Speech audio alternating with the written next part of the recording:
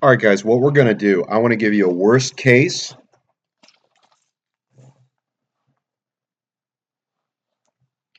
This is a worst case scenario, okay, where you've got only a parcel ID number, the date of the sale, and even then it's not even a date, it's a year, and then you have an overage amount, okay? That's all you got. This is an actual case that happened, excuse me, with the list that we had on this when we actually had the owner's name at the time of sale, which you still would have had to double check. And we had additional information. However, let's assume you've got one of these lists where all you have is a parcel ID number, date of sale, and the overage. Or in most cases, you would have seen the list itself would have been dated. Okay, this is 2014 tax sales or April 2014 tax sales, whatever it would be. I'm doing this because a lot of you guys are going to pursue tax sales where you have very little information available at the time of the sale. I'm also doing this just to show you that a worst case list can be worked. This is going to be a pretty wicked title, but by going through it with you, I'll be able to show you how quickly you can do that, and I'm going to show you how to avoid mistakes. Now, you'll notice there's a parcel ID number, so I'm going to copy that. Okay, because what do I need to know? I need to know who owned this thing, when did it sell, what was the address. I need to know all this information. How the heck can I find that out just from a parcel ID number? Well, it's simple. Please notice I'm using Firefox. I have gone to, I'll show you how I got here. I Googled Palm Beach County Tax Collector. Now, in this case, it was Bing because I'm using Firefox and it's on there. But anyway, it came up right away. Bang. Tax collector. On here, it says real estate property tax. All right. Now, what I want to do, I don't want to search by owner name because I don't have that. Property control number. That's another word for parcel ID number. They can call them a lot of different things. I'm going to paste that in here. And I'm going to search. Now, ding, this is the owner now, okay, unless the tax sale just happened, in which case it might have listed the old owner, but this is probably the owner now. This is the tax control number. Here's the address. That's not going to change. The parcel ID number, or control number, PIN number, whatever you want to call it, is going to be attached to this property. So I'm going to go.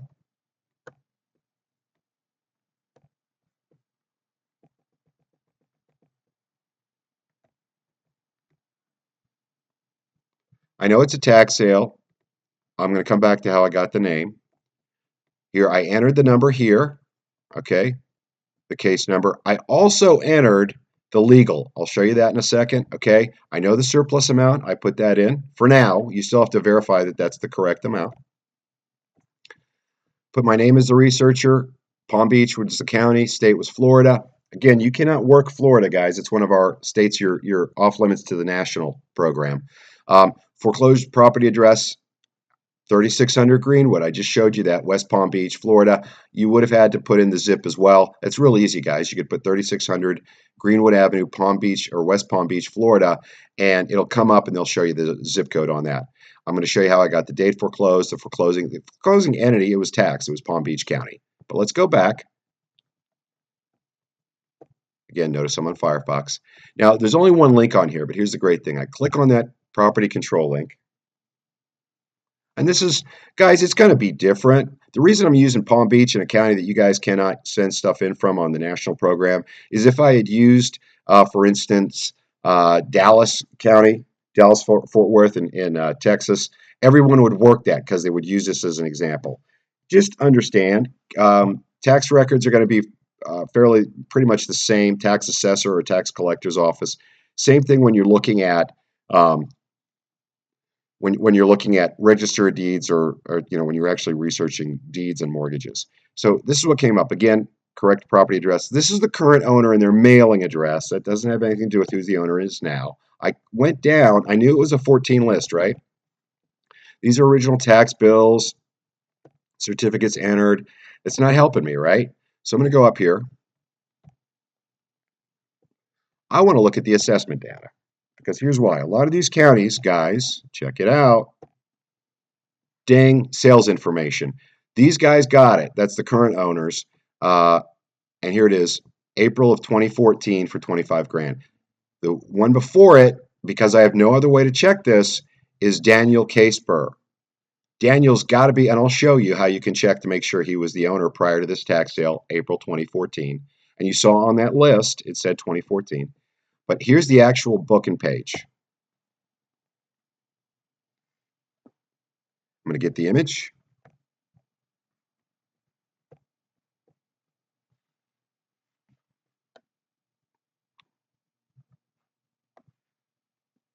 This is when this guy bought it. Now, it was connected directly to the assessor's page on that parcel ID number, so I know I have the right property.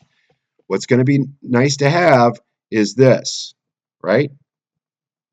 This information right here. That's the legal description. That's important because that's how we're going to cross-reference this to make sure that we're looking at the right thing. So I'm going to actually copy this. And I'm going to put that in here as well. Just so I have it, because I need to have a cross-reference as I do this. And here you go. Legal Northwood Edition lots 62 to 63, block 84. Okay? So I'm putting that in there for now because I want to have that as a reference. You'll see why in a moment. All right. So right now, I would probably save this. Because right now, as far as I know, this is the last deed to the owner prior to it selling at tax sale, and we're going to need that. Okay? So you can print. Now, let me teach you guys a little trick here. You can print Get Primo PDF. You can either screenshot this and crop it and put it into a document. Just remember that we need the title worksheet to be first. Only one attachment. If you're going to email this in, only one attachment per file. Okay? Read the directions on how to submit. So you're going to have to put all these documents together. If you can't do that, you can print them all and fax them to us. That's in the ebook. If you can't do that, or you'd rather do something else, you can also print everything out, get it ready, fax it to yourself using one of those fax systems and send it in. But we need one attachment per submission, file submission. Okay? Now let's look here. If I had used Primo PDF,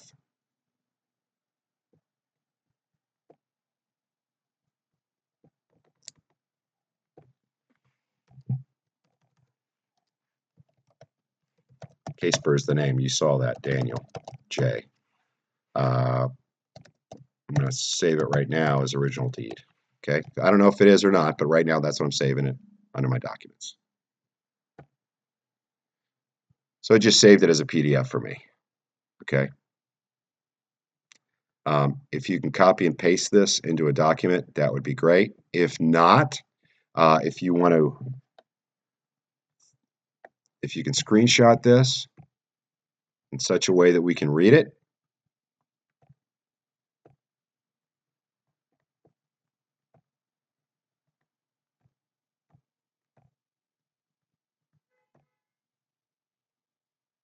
You could screenshot it and then crop this out and drop it into a document that you send in as an attachment. Do not send in Google Drive attachments. Guys, read the directions on how to submit this stuff. Anyway, I got the deed, the original deed as far as I know for now. I'm going to double check that and I'll show you how I'm going to do that. But Primo PDF is a great way if you can then insert that PDF into a Word document or whatever else you're using. So that's a great way to do it. Okay. Now I know the guy's name. I put that in, Daniel J. K-Spur. I've got the book and page of the deed. I'm going to write that down as well so I know what it is. You're going to include it, but at least I want to write it down to know what I've got. And just so you guys know, just like mortgages, page 2. You got signatures here, but let's go to page 1, sorry. Legal description is right here, okay? Right here. Very important. Now, here's a big thing that people screw up, okay? If this address happens to be the right address because he's buying it to live in it, that might not have been. He might have been his, see it says whose post office address is. If this guy was buying this as an investment, it might not be the right address. I know it's right because I checked it on taxes first, right? And there's your zip, by the way, 33407, because we've got a matching address. But here's the legal. This is important, guys. The legal has to match up because if they own multiple properties, you could be researching debt that is not against the property. Mortgages against other properties or liens against other properties do not count against surplus. All right. Now what I'm going to do, that was tax, right?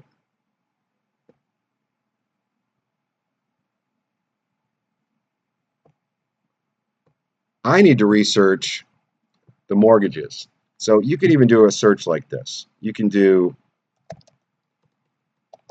online register of deeds. Usually it's register of deeds will show it. Register of deeds, online register of deeds, Palm Beach County, Florida. Now, I don't want to go to countyoffice.org. I don't want to go to publicrecords.online searches. I want to go here. Deeds, no. County office, no. My Palm Beach clerk, here we go.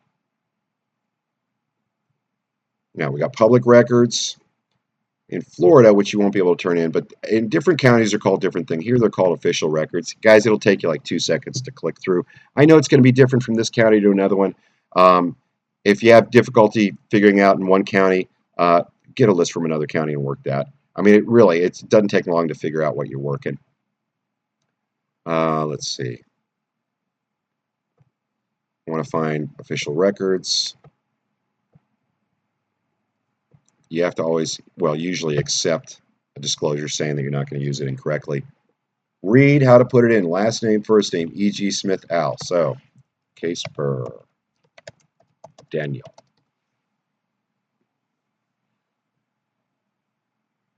Search.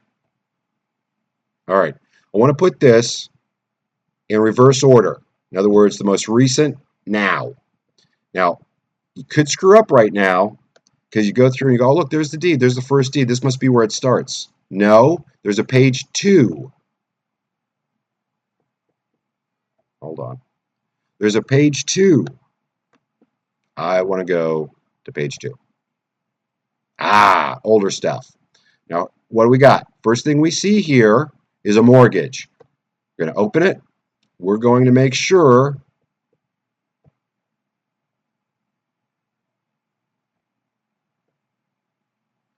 that this is on the right property. How do we do that? Because you might have owned something else, right? Usually, mortgages have exhibits. There's a rider. It's usually near the back end. So before we even write this information down, legal description, here it is. Lot 62 and 63 Northwood. We know we got to write, this does count. This counts. It's against the right property. So what we'd be writing down under the first mortgage is the book and page where it was recorded, the date it was recorded, right? You got that information there. Don't go by this, who to return to, whatever. Go by, you got the borrower, which is Daniel, right? We know it was the right place because we checked the legal description. And the lender is Long Beach Mortgage. Sometimes you will see trustee named and then a beneficiary. In that case, it's always the beneficiary or the lender. Okay? You need to know that. And I'll show you. There's going to be some differences here. I'd put all this information down. And what am I missing here? How much was it? Here you go. $100,800. Now, I'm going to plug all that information in to that first mortgage. This is the first mortgage on the property.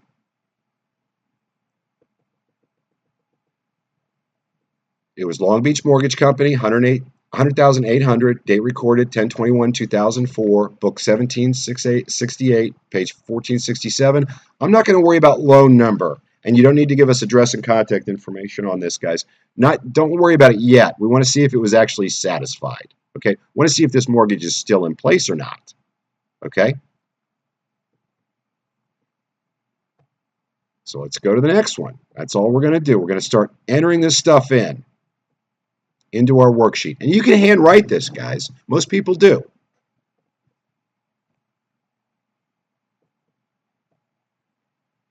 What's this?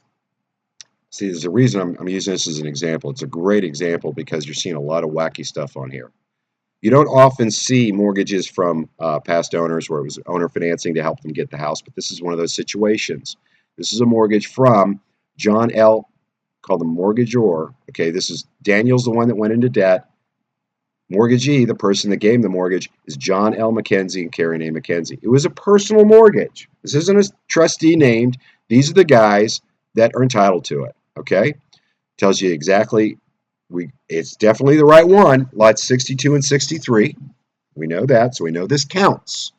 We've got the book and the page number, the date it was recorded, and let's go to the next one. Next page. How much? $11,200. So I'm going to pop that in. Second mortgage. John L. McKenzie and Karen A. McKenzie. Put in as much information as you can, guys, right? Date recorded, book and page. I'm not going to put loan number or address just yet. I'll go into why this is yes satisfied in just a moment. You'll see how we work this. It's really not complicated. You just have to take your time and follow directions, and you'll be fine. I'm going to go back to page 1 now because I looked at everything on page 2.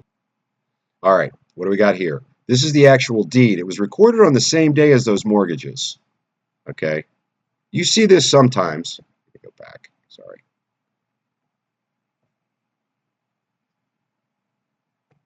This is when he got it. This was the one that you saw was referenced. We already have this one. That's when the man got the property. A deed is ownership. This is correct. Lots 62 and 63. Go to the next one.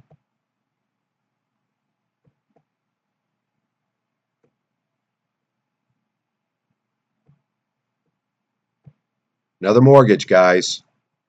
All right, for $36,000.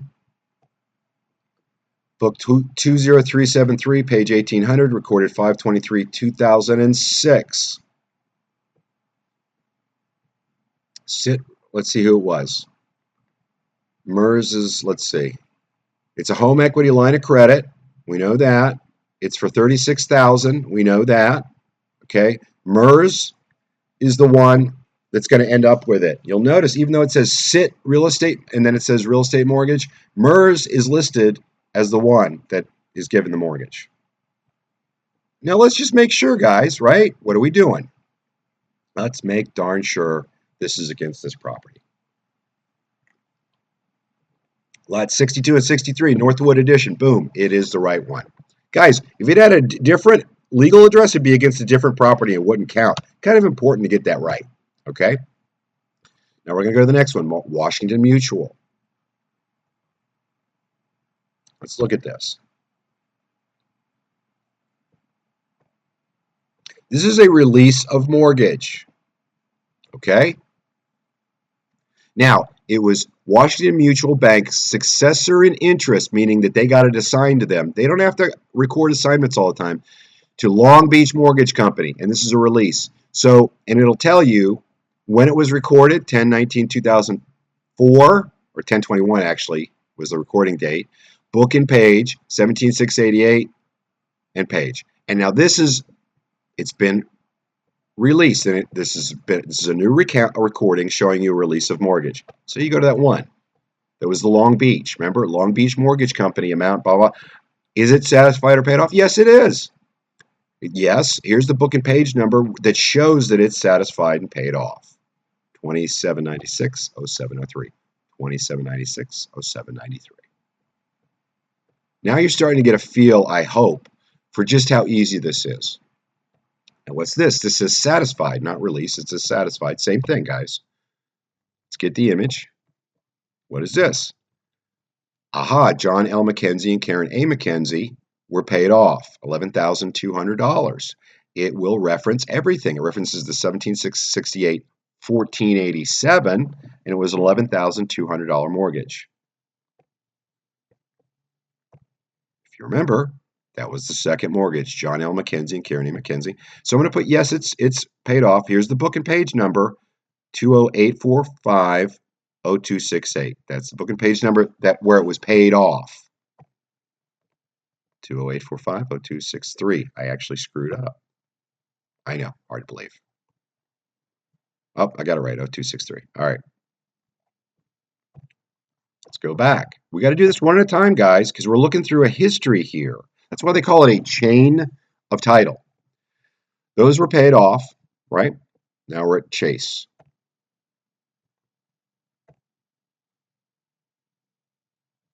New mortgage. Okay. Now it says return to nation's title agency. That's just the company that they want to copy back that shows it's recorded. The lender is Chase Bank. Sorry, let me make this easier to. Lender is Chase Bank. Now before I write all this down, what am I doing? I'm going near the end to see the exhibit. Legal description, 62 and 63. It is correct. Guys, if you skip that step, you're going to screw up and you're going to throw properties away, possible deals away, because you're going to think there's more mortgages against it that there are not. That one is a mortgage against this property. I did take the information from this and I popped it. I'm not going to show you because I popped it in there. Okay. Well, I'll show you. That's the third mortgage. Amount. It was MERS, right? Citigroup MERS, 36,000. And then USA, Chase Bank USA. Not Chase Bank, Chase Bank USA. Exactly how it says on there. The amount, 152.9, when it was recorded. Page, book and page number. Put it all down. Let's go back. Mortgage Electronic Services, satisfaction. I'll show you where it said satisfied. It says sat and type, right? MERS. You remember this one?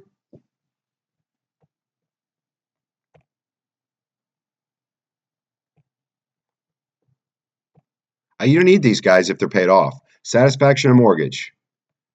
MERS. It will tell you. Make sure you understand. It was recorded May 23rd, book 2006. Page, instrument number 1800, Palm Beach. It's got all this stuff. It's actually, they put this wrong. This should be the book number, and that should be the page number. Still, it worked, okay? And this was for the Citigroup Consumer Financing Inc. to secure the payment of 36 grand. It shows that reference, so we know this one's satisfied. We're going to use this information, the book and page number, and drop that in to show that it was satisfied, right? This was the MERS loan, 36 grand. Yes, it was book 21. This is the reference that shows you it's satisfied. Guys, it's really not hard.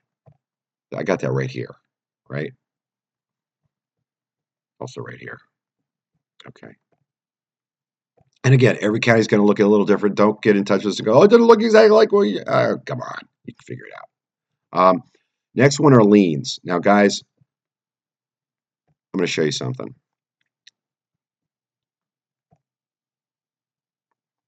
By the way, if nothing else, you better assume a lien is against this property if it says lien. Cities are very, very good and counties are very, very good at this. I would be putting this in as a lien. Now, I ran out of room with the mortgages, so there were 3 different recordings of liens, or I think there were actually 4. But I put the who was it? In this case, it was City of Palm Beach. The amount, you'd have to, I'll show you where you could find that and when it was recorded, and the book and page. So let's look at that. So you've got the recorded date, book and page. Okay, recorded date, book and page. Now on this one, I'm not going to actually go through it with you, but it lists where they had the city was recording liens against a bunch of different people. You would have to click through these until you found the Daniel Casper one. Okay, it was actually in alphabetical order.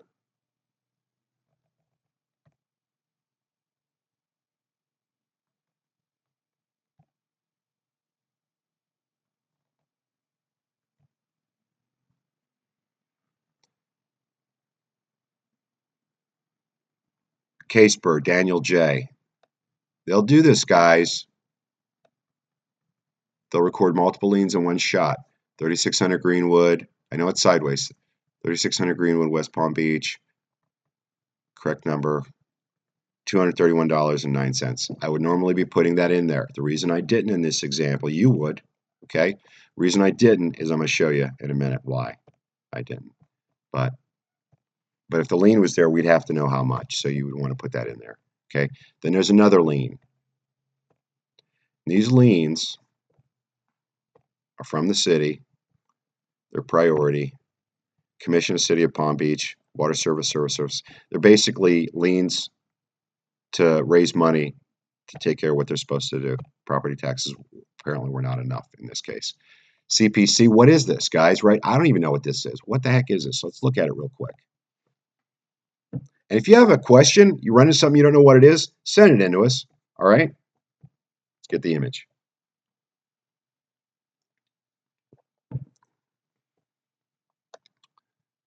Class action lawsuit. Okay, Sprint involved too and some other things. You can read this whole thing. Normally you would. Read through the whole thing, see what it is. Basically, it was a class action lawsuit, and Daniel was actually entitled to some money, so I'm not worried about this. No, you cannot use the system to go after that. It was paid. You got two more liens here, and I'll show you in a minute why I'm not writing those down. You would, okay? Sprint, again, this is that class action lawsuit. Chase Bank, release. I open it up, make sure it's the right property. Here you go. You can see right here though, Northwood L62, right? Lot 62 and lot 63 really is what we're looking at. So that was released, that Chase Bank loan. I'll show you, you know which one I'm talking about, but you'd open it up to make sure you know exactly what you're dealing with here. What's neat is if you clicked in the center, it shows you the original mortgage and then when it was released. That's kind of nice. You got West Palm Beach, a lien again. What's this? Clerk and Comptroller, Palm Beach. See, a lot of times, guys, it'll also show you when the thing got foreclosed upon. And again, it's going to be different county to county. All right. Controller to hereby certify. Notice the following, right? They did an affidavit that they told everybody that there's an issue with him not paying his taxes. I would encourage you guys to look this up yourself after you see this so you can follow along and do it. Another lien. Okay, here we go. Notifications, guys.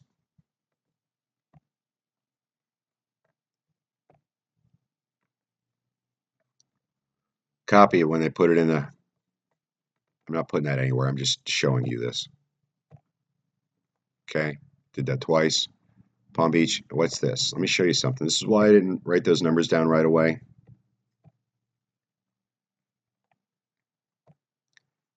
You would not assume this was paid off, but I'm just telling you. Satisfaction of release of liens.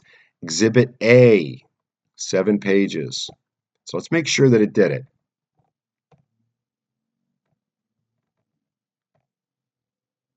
Boom, Exhibit A.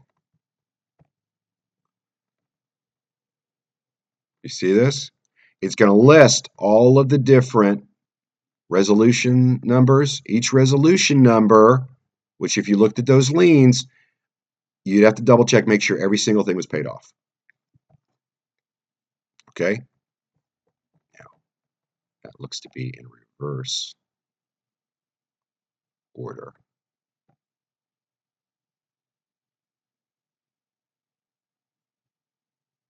You'd have to scroll through this, guys. Look at this. Look at this. Remember, there were a bunch of them that weren't paid. It is saying Daniel J. Caseburg. Boom, boom, boom. Resolution number 11112, 25012. All of these are paid off. So we know we're good. So what am I going to do? And I would have written down every one of those. But what are we going to do?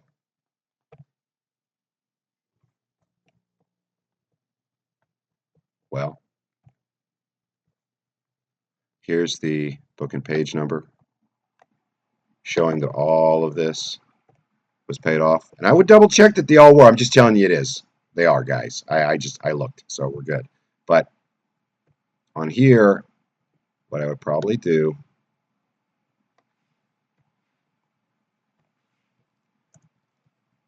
and other liens all paid off in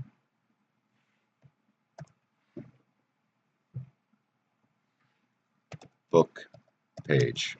Boom, right?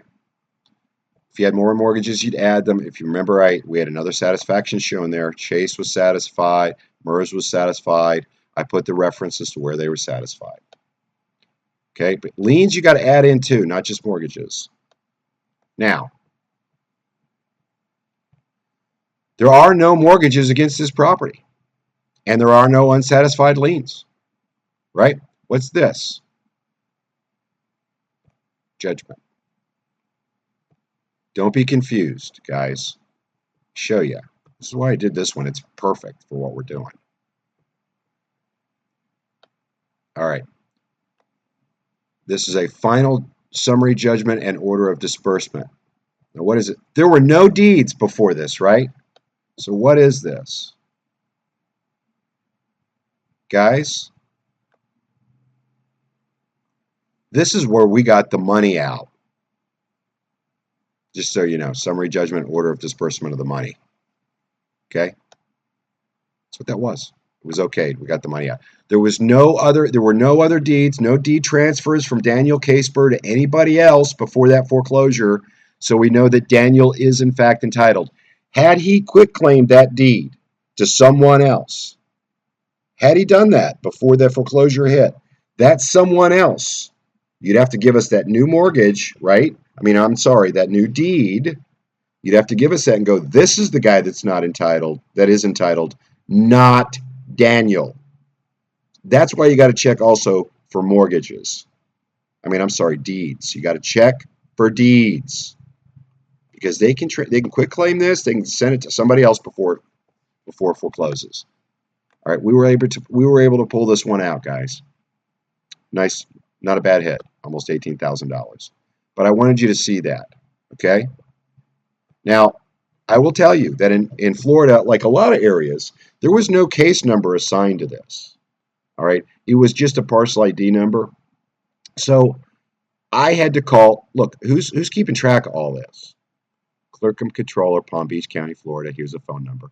I would call that phone number and say, hey, guys, you still holding the 17, you still holding money on, I can give you the parcel ID number and the address. I need to check the overage. How much?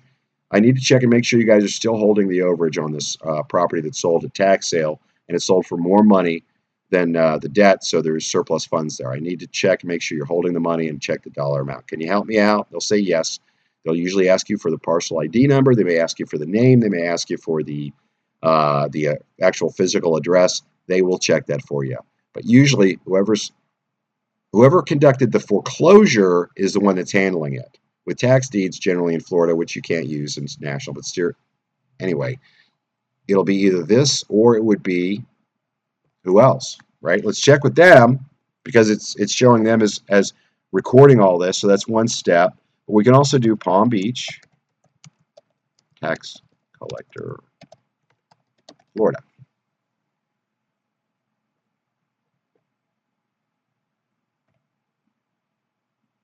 You can also call these guys, right?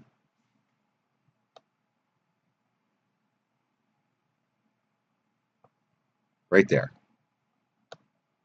Give them a call. Guys, no black helicopters flying over the court, okay? Now, if you had access to an online court system where you could see the actual case when it foreclosed against the person, usually in mortgages, and you could open it up, that would tell you whether or not it was claimed. In this case, with tax sales, they usually don't. So you're going to have to make a quick call. You can also email them if you have that availability. Tell them exactly who you are. There's no black helicopters. It's easy to do. Their job is to tell you about it. Sometimes they're going to ask you to send an email instead. That's it. We just did a much more difficult one as an example. Thanks.